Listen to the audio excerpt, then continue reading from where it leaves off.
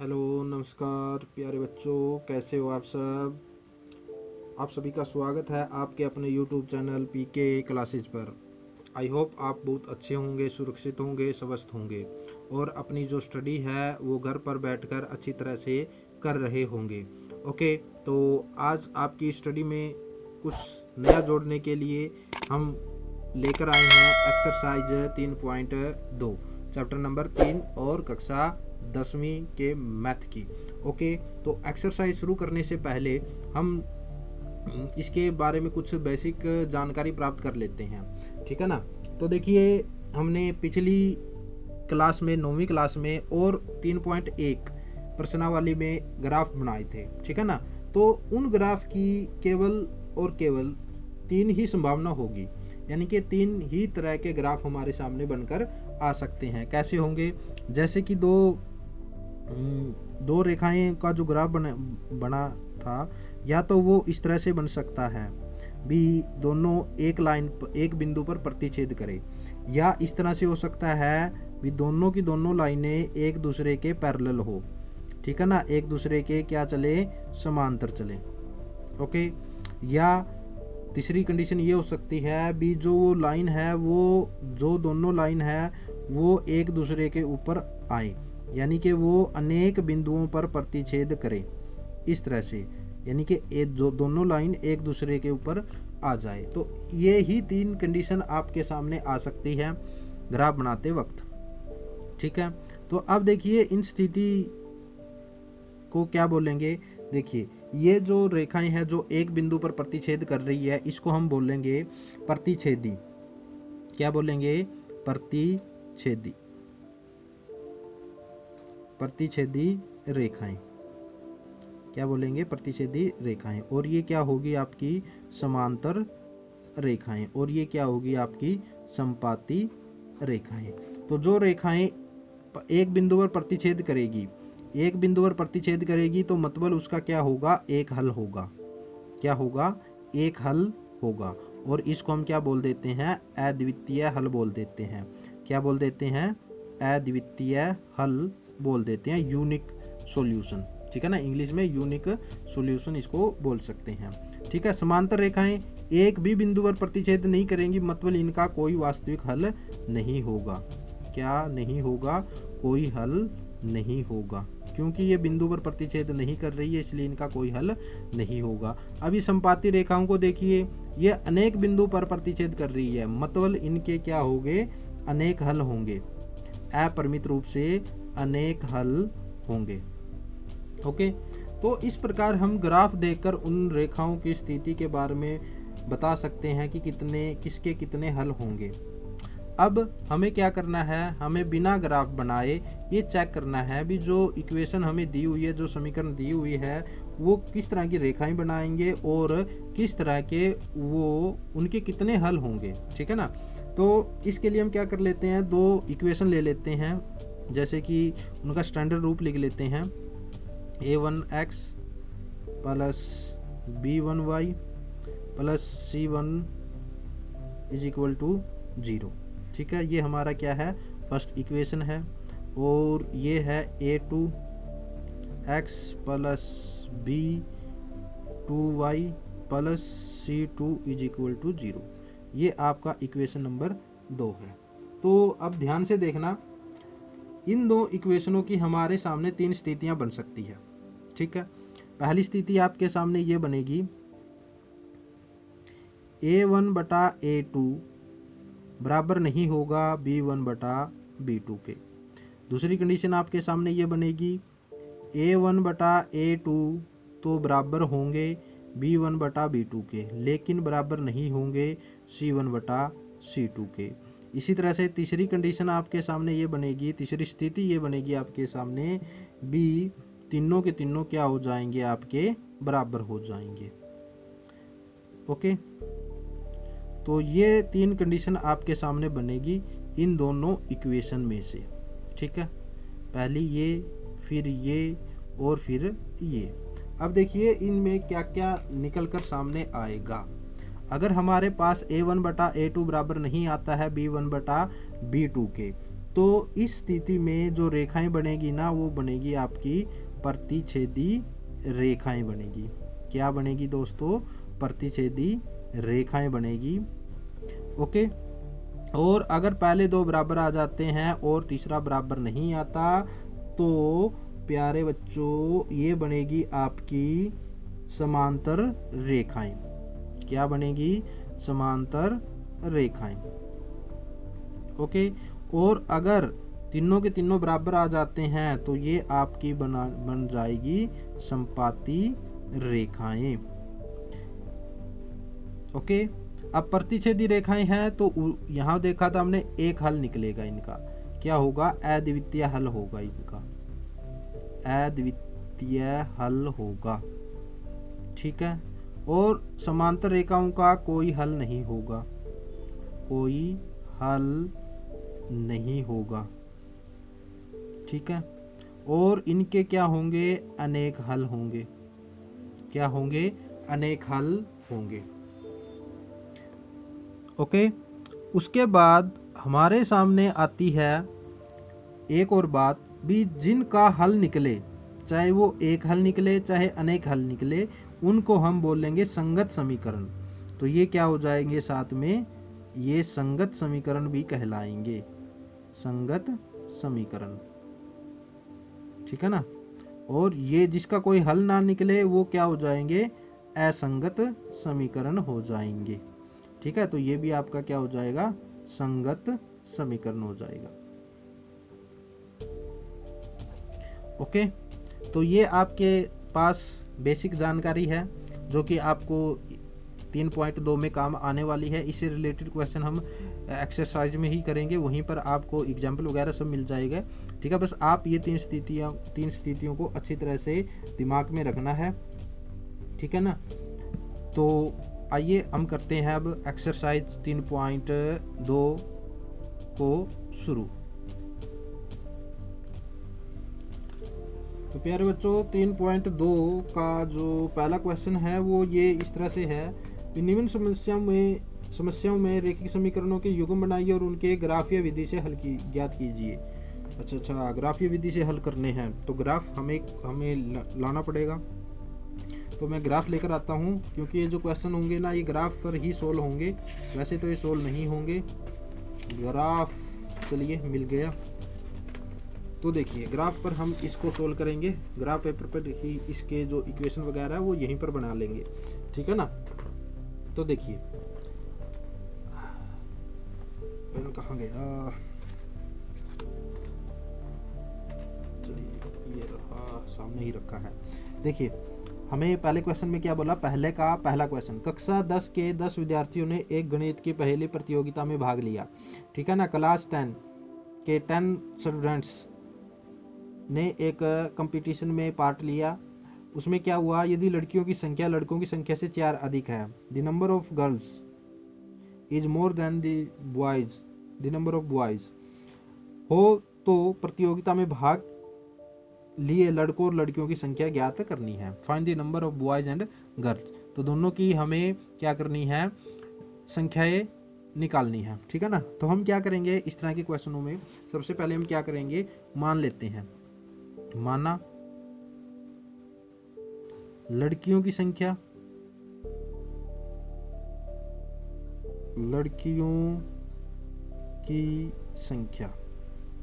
वो क्या होगी? वो हमने x मान ली। लड़कों की संख्या वो होगी आपकी y। ठीक है। अब हम क्या करेंगे? अकॉर्डिंग टू क्वेश्चन कर देते हैं। इन दोनों की जो लड़के और लड़कों दोनों की टोटल संख्या कितनी है आपकी? 10। तो ये हो गया आपका पहला क्वेश्चन। ठीक है। उसके बाद इन्होंने बोला है उनका जो लड़कियों की संख्या है ना वो लड़कों की संख्या से कितनी ज़्यादा है? 4 ज़्यादा है। तो ये होगी लड़कियों की संख्या, और बराबर करने के लिए हमें क्या करना पड़ेगा? लड़कों में 4 जोड़ना पड़ेगा। ठीक है ना। तो ये इसको इस साइड कर लेते हैं। तो ये हो गया आपका इक्वेशन नंबर 2। ओके। अब इसको सोल्व करना है। तो सोल्व करने के लिए हम क्या करेंगे? समीकरण 1 ले लेते हैं। समीकरण 1 से हमें क्या करना है? y को इस साइड कर देते हैं।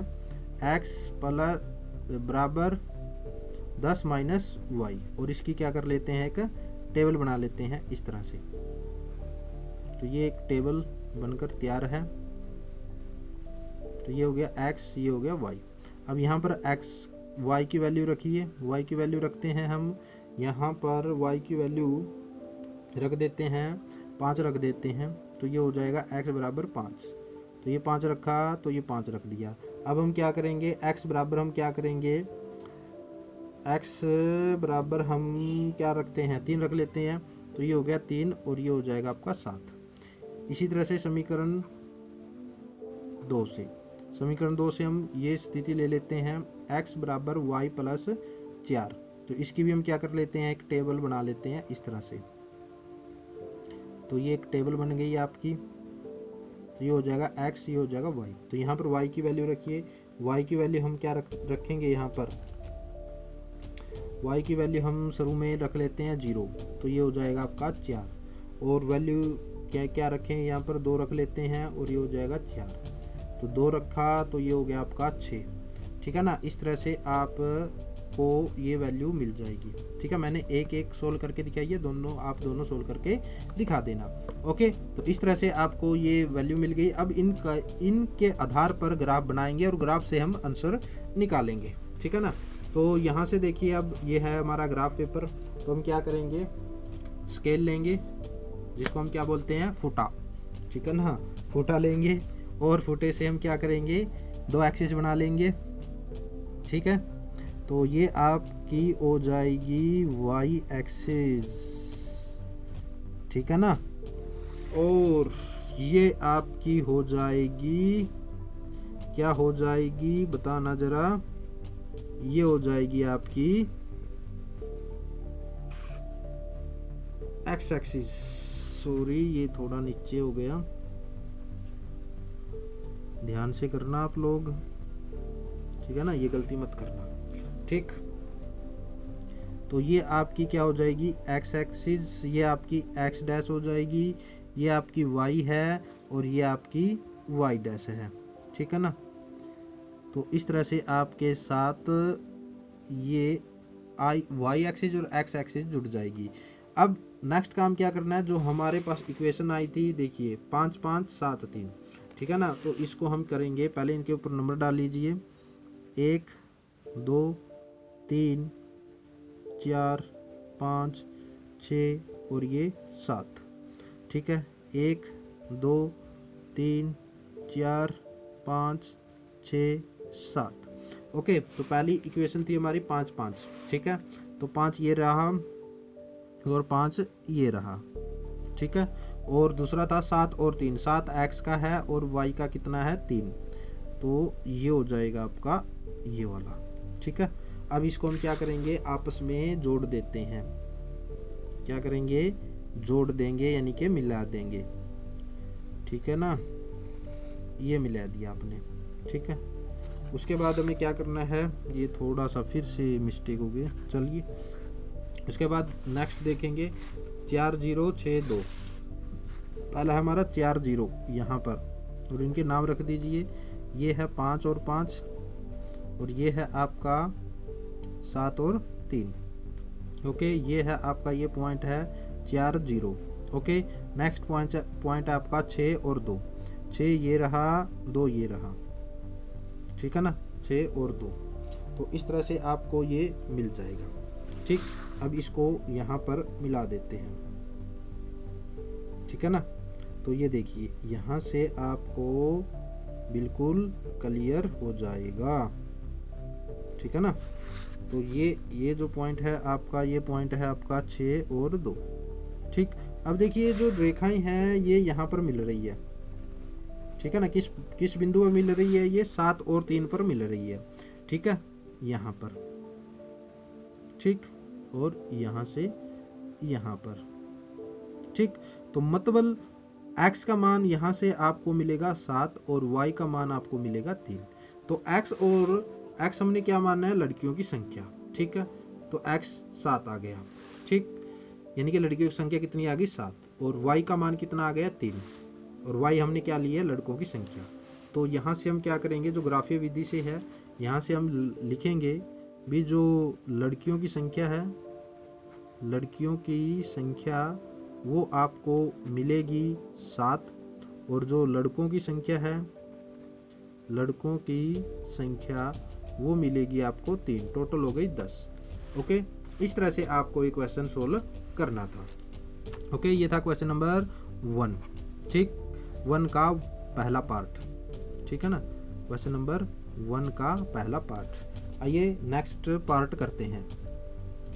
देखिए इसमें क्या बोला है हमें, इसमें हमें बोला है 5 पेंसिल और 7 कलमों का मूल्य 50 रुपये है, जबकि 7 पेंसिल और 5 कलमों का मूल्य 46 रुपये है। तो पेंसिल का मूल्य और एक कलम का मूल्य बताना है ग्राफीय विधि से। ठीक है ना, तो हम क्या कर लेते हैं, मान लेते हैं, माना एक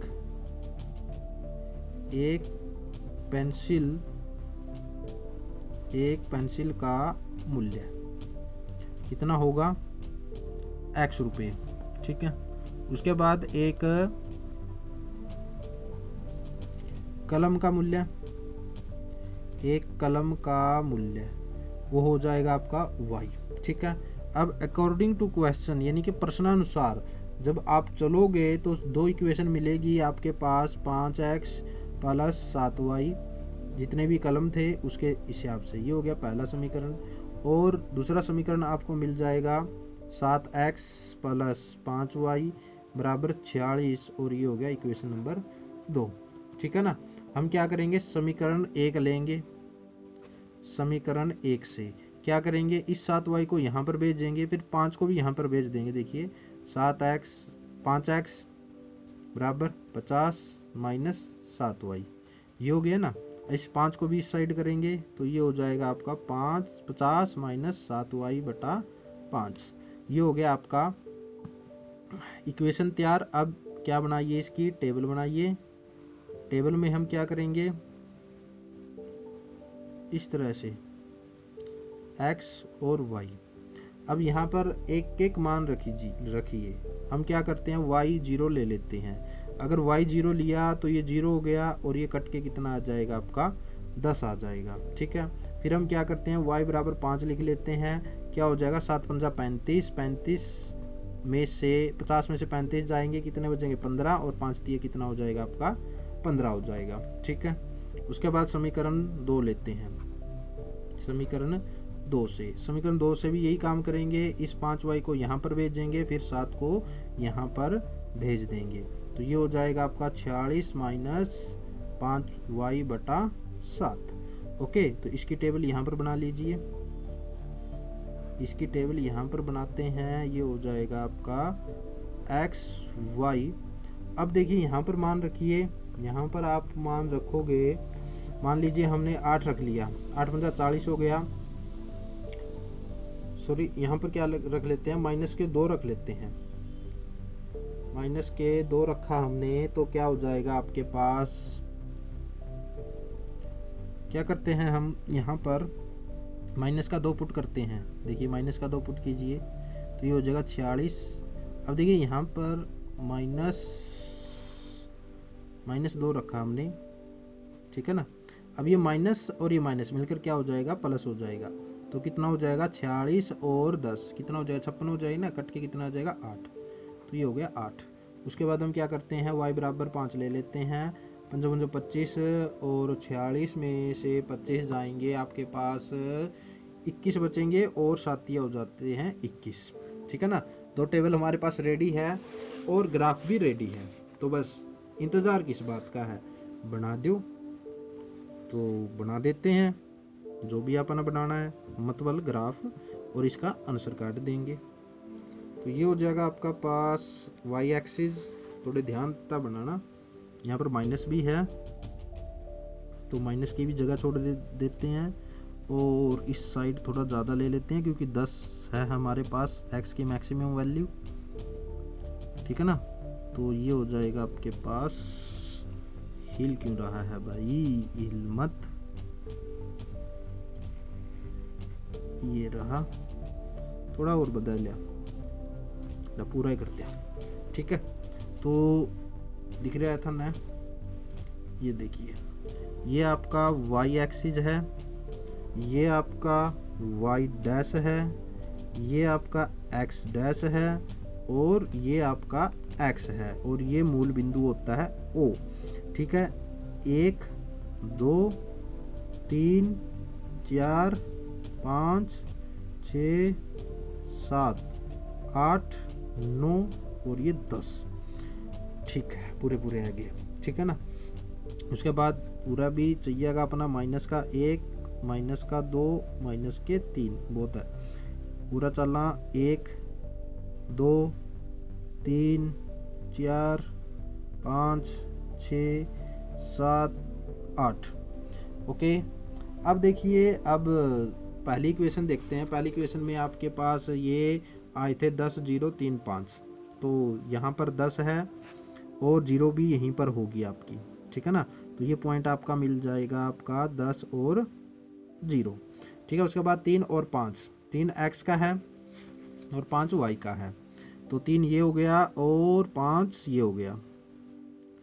ठीक है ना, तो ये हो गया आपका 3 और 5। ठीक, अब इन दोनों को आपस में मिला दिया, दोनों के हाथ में आपस में मिला दिया। दूर दूर बैठे हैं, 2 गज की दूरी पर बैठे हैं। ठीक है ना, बड़े अच्छे हैं, क्योंकि आज के टाइम में 2 गज की 2 सोशल डिस्टेंसिंग है वो बहुत ज़्यादा ज़रूरी है। ठीक है ना, सामाजिक दूरी होनी चाहिए लेकिन दिलों की दूरी नहीं होनी चाहिए। ये बच्चों आप ध्यान में रखना, जो बीमारी है उससे हमें बचना है, ना कि अपनों से दूर होना है। ठीक है ना, अपनों के पास हमें बने रहना है लेकिन सामाजिक दूरी थोड़ी बनाकर रखनी है। ठीक है ना, सामाजिक दूरी नहीं बनानी हमें बनानी है शारीरिक दूरी। ठीक है ना बच्चों, शारीरिक दूरी और सामाजिक दूरी में बहुत बड़ा अंतर है। ओके, तो देखिए नेक्स्ट जो इक्वेशन हमारी आई है 8 माइनस 2, 8 है हमारा ये और माइनस 2 ये है। ठीक है ना, तो ये बिंदु हो गया आपका 8 माइनस 2 और नेक्स्ट बिंदु आपका 3 और 5, 3 और 5, 3 और 5 वही है ये वाला। ठीक है ना, तो यहाँ से मिला देते हैं इसको। ठीक, ये यहाँ से इसको मिला देते हैं। ओके, तो यहाँ से क्लियर हो गया ये किस बिंदु पर प्रतिच्छेद कर रही है, इस बिंदु पर प्रतिच्छेद कर रही है, जो कि यहाँ से है आपका x 3 और y है आपकी 5। ठीक है ना, तो यहाँ से आप लिख सकते हो भी हमने पेंसिल का जो मूल्य मानना था वो x मानना था, तो जो पेंसिल की कीमत आई है, पेंसिल का मूल्य वो आया है आपका x मानना है ना, तो x की वैल्यू कितनी आई है हमारी 3 रुपये।